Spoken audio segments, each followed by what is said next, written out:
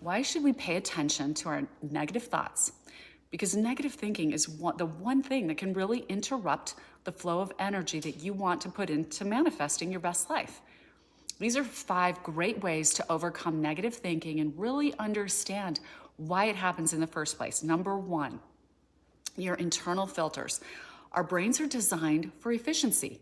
Our unconscious mind processes about 11 million pieces of information per second, but the conscious mind can only process about 40 pieces of that 11 million per second. The reason for that is so that we can focus on a task at hand without being distracted to the point we could never accomplish the task. It would be complete overload.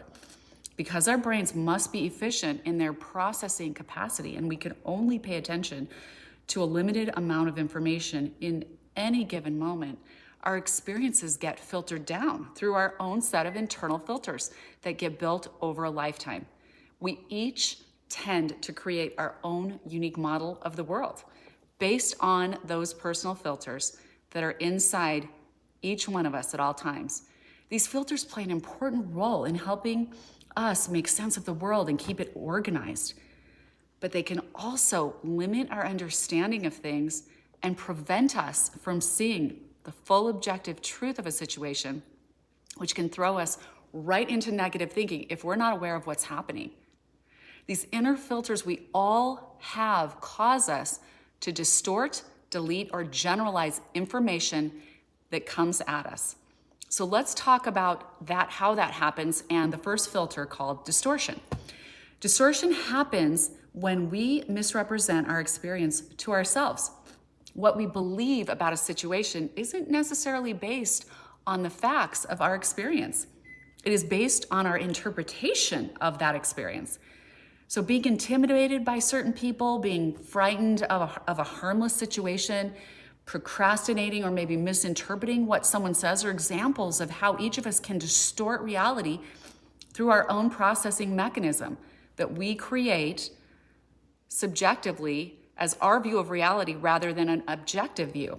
A client of mine who was a young executive was ridiculed by one male at a conference room full of male colleagues, and from then on, she expected every male coworker at subsequent jobs to be her enemy. This was a huge distortion of her perception. After all, it was like only one male out of several who was disrespectful, but was really, this experience was really affecting her reality negatively and was distorting her reality about male colleagues in general and hurting her career. Our internal representations are really just our own subjective perceptions of what is going on, and that's why it's always important to examine our filters that filter out information and our connection to the world. So the next filter is deletion. Just due to the extreme amount of information entering and being processed by our nervous systems, we're forced to eliminate certain aspects of any given moment by selectively paying attention to other aspects of that moment. In other words, we focus on what is apparently most important to us or what triggers us at a specific moment in time, and the rest is deleted from our conscious awareness. As we said in the beginning, we simply don't have the capacity to take all the information of any situation into our own nervous system. So some of it gets dropped, and what gets dropped depends on what we pay attention to. Things that started out in our own mind based on our own past experience get saved. Everything else about that situation gets removed from our awareness. Another female client of mine became fixated on the fact that her boyfriend ran into a female friend at a party, and the two of them hung out for about a half hour chatting. This client of mine couldn't get over it. She kept accusing him of something going on, even though he never contacted the woman afterward.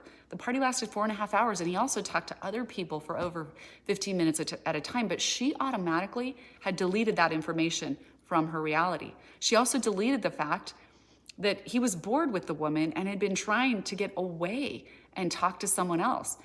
But she deleted that information too. All she saw was him talking to another woman for what seemed like too long. And if her mind had been more objective, she probably would have picked up on that fact that he was searching for a way to make a break from the woman. If our past experience has trained us to focus on what's wrong with our lives, we'll default to what is wrong about any given situation. Conversely, if we have an internal filter that pages to what's right about a situation, the lens your mind sees through will see things being more right and positive. The final filter we all have is generalization. Now, this happens when we selectively take an aspect of a particular thing that we're experiencing, and we categorically apply it to other experiences. The process of drawing conclusions so that we can learn information to achieve future tasks or understand future experiences, it requires us to have this generalization in our mind process. We need it. When we started out as a toddler, we learned how to climb out of our crib. And from then on, if you did that, you generalized that ability to climb all kinds of things to get what you wanted from then on. But that's why you see toddlers climbing on counters and coffee tables and bookshelves to get what they want. That is a positive experience being generalized into a positive filter. In the same way, a negative experience can become generalized through a person's lifetime and result in an issue later. For example, you say you were a person whose family didn't have a lot of money and you got laughed at middle school by some kids for the clothes you were wearing. From then on, you might automatically put people who have money through that automatic generalized filter inside of you and instantly feel like they are mean or cruel without ever getting to know the person in reality who comes into your life later on, who could be the kindest person in the world and maybe even want to be your friend or a colleague or in some way be connected to you, but immediately you perceive this wealthy person negatively as someone to stay away from. And if you do that, you could eliminate a good opportunity for yourself. So the point is, these internal filters we have are a necessary part of using our brains and nervous systems efficiently in life. But if you're not aware of the filters you have in place, you may be subconsciously filtering out the most positive aspects or opportunities in your life and instead unconsciously inviting endless negativity into your life. So we just looked at the first three elements to understanding and overcoming negative thinking: the distortion filter, the deletion filter, and the generalization filter. So now let's move on to the next two ways of understanding and overcoming negative thinking.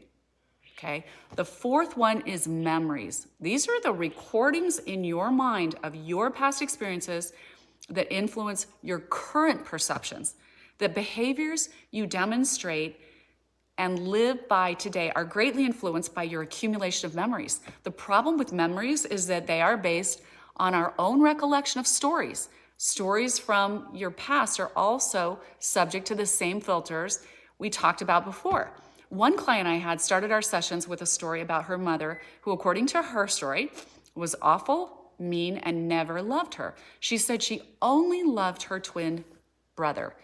After we took some time to recount her past and bring up more memories, she began to realize that she was the one who pulled away from her own mother at age 12 when she was sexually abused by an older boy who pulled her into the woods and violated her.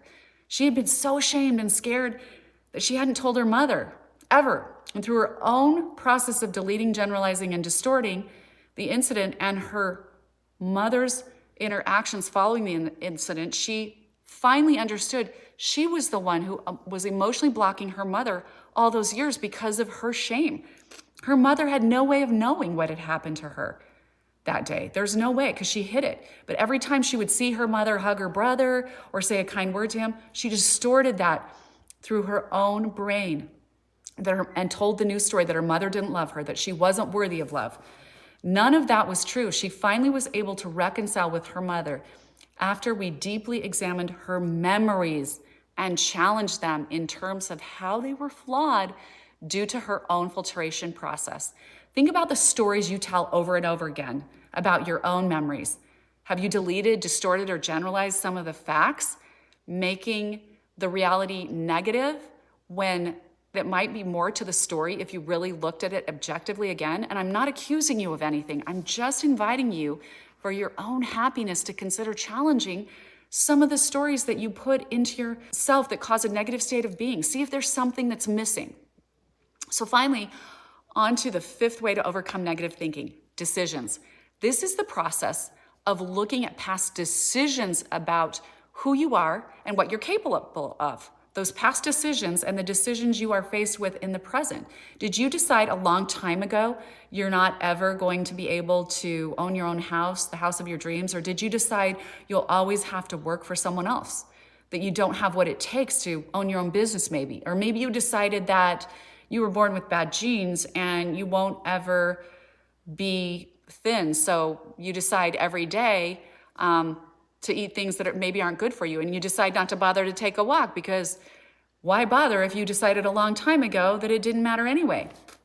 Decisions we've made in the past can affect what we decide today. So I'm challenging you to start to challenge all your decisions from here on out. If your decision doesn't raise you a little bit in your life, the decision you're making doesn't in some way cause you to get butterflies because it's a bigger step for you, then look at it again and see if you need to make a better, bolder, more life-affirming decision for yourself.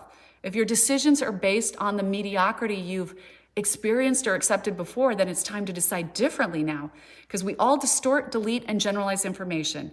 And that in turn affects our memories and our decisions.